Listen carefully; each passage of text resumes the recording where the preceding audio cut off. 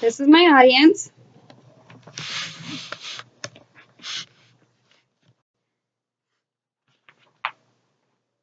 My name is Miranda Magnuson.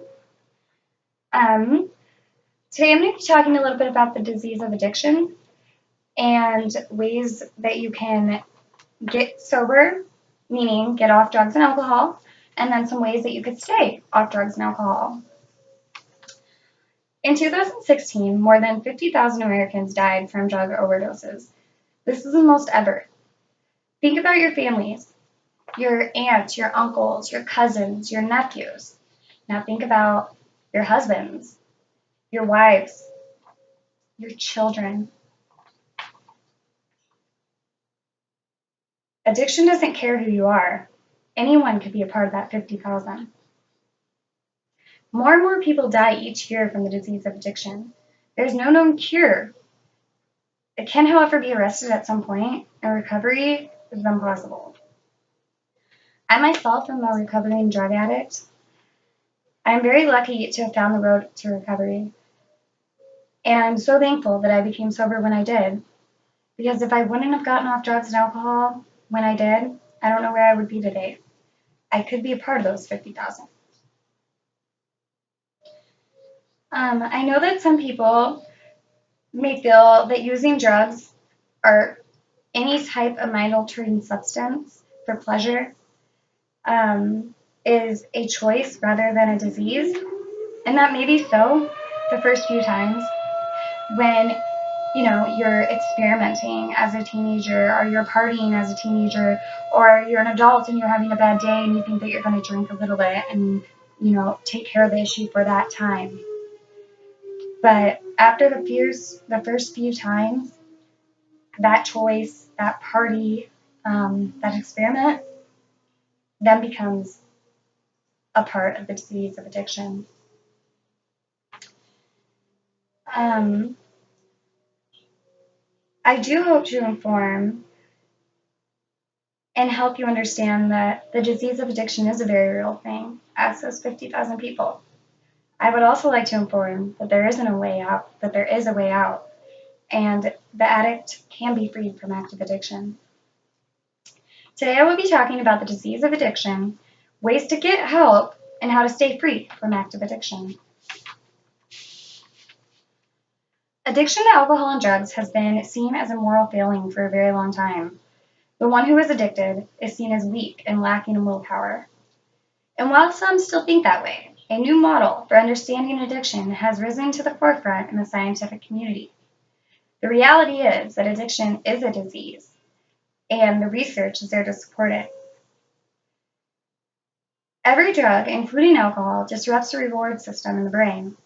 Unfortunately, long-term usage can cause changes in the reward circuit that influence the brain's ability to function. Specifically, the areas of the brain that are tied to making decisions, learning, remembering, and controlling behavior are all affected.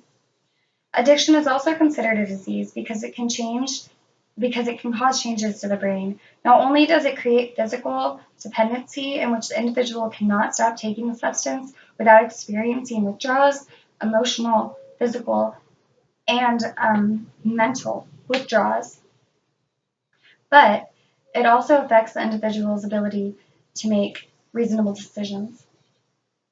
So, for example, if an addict's faced with the question, should I drive home drunk or should I walk? That seems like, a pretty simple answer for most. You should walk. You're drunk. But in the addict's mind, driving home drunk probably would be the better idea. He may even think that he drives better when he's drunk. Drug addiction follows a similar pattern to other chronic diseases such as asthma or diabetes.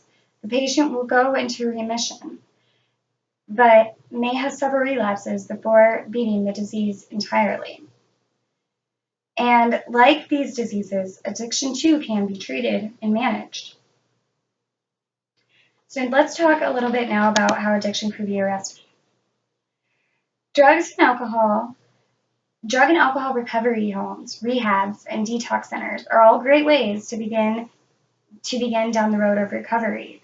Before living free in recovery, you must first be able to handle the physical, emotional, and mental withdrawals, and these facilities are there to help you do just that. I had tried for many years to get clean on my own, but in reality, that was never going to happen. Not for me, not for the addict. When things got worse than they already were, I called my old social worker and told her I needed help. The very next day, I was checked into a rehab and detox center. And that was the start to my recovery, my story. I am not saying that it is not possible to get off drugs and alcohol on your own. A lot of people do, but I do not feel you will gain the same freedom. You will not gain the same recovery. There are actual medications doctors prescribe to addicts to help them stay sober. Doctors are now weaning addicts off their drugs, so the withdrawal will not come as strong, and so the addict is more comfortable. There are some medications I agree with more than others, but everyone is different, and an addict must do everything in their power to stay clean. There's methadone, which is a popular drug that addicts are prescribed. It is an opiate. Methadone is an opiate and is sometimes abused. But if the addict is actually strong enough and wanting to use this drug to be weaned off of their drug of choice, then it is very possible that methadone is a good choice. Okay. There is also Suboxone. That's a newer one, newer than methadone. And it does not have as much opiates in it. In fact, I think it has very little opiates in it, but it is still considered an opiate. And therefore, you can get high on Suboxone. But like I said, it is another method for weaning the addict off of the drugs. Now, there's Vivitrol, and that's the newest one. Vivitrol and naltrexone, it's the same drug. There are no opiates in this drug. And you can get it in the form of an injection that will then last a whole month, or you can get it in the form of pills that you take daily. This drug is an alcohol and opiate blocker, and not only does it block these substances, but it also helps with the cravings. So you're not as much wanting the drugs or the alcohol. But this drug, you do need to be able to go through the detox of your drugs before getting on. So it's not necessarily, it doesn't wean you off of your drugs. You have to be clean before getting on this medication, but it is very useful. I am actually on this medication myself, and I have been since I got sober. And I think it's worked for me. But like I said, everybody is different. So we have talked about the disease of addiction, and we have and ways of getting the disease under control. Now let's talk about a few ways that you can stay sober, because the disease is still there, just waiting to jump out at you, and we must keep it arrested. If you get as far as having the drugs out of your system and your mind cleared a little bit, then recovery is possible. There are support groups, all different kinds of support groups. There's, counseling groups where people will meet together with a professional. And there's one-on-one counseling, which I feel is also very important.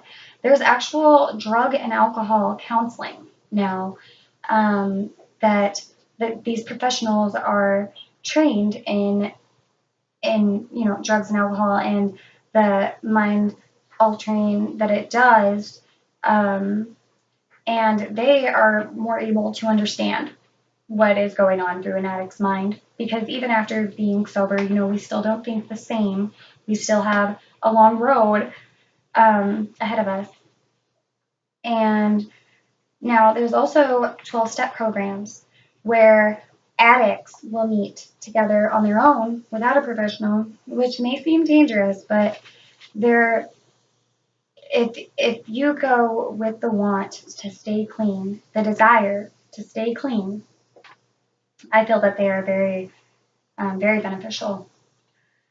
Um, I also feel that just talking, being able to talk. I mean, these things may seem small, but when it comes to a recovering addict, these are things you need. You need support, and you need people around you. And these resources are ways to get that and be around other people who understand what you are going through and who know what you are going through and have gone through it, experience strength and hope from addicts who have more time than you do in recovery or sober in general.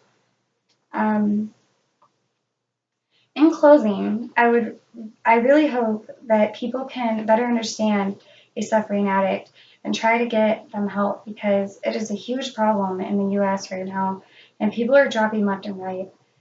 And if there are any addicts listening, then I hope to have given you hope because it is possible to live free from active addiction. I know this from experience, and I've seen a lot of recovering addicts who have been so low at the very bottom, rock bottom, and have made it back, and it is possible. So I want to thank you guys for listening to me, and we're going to conclude the speech.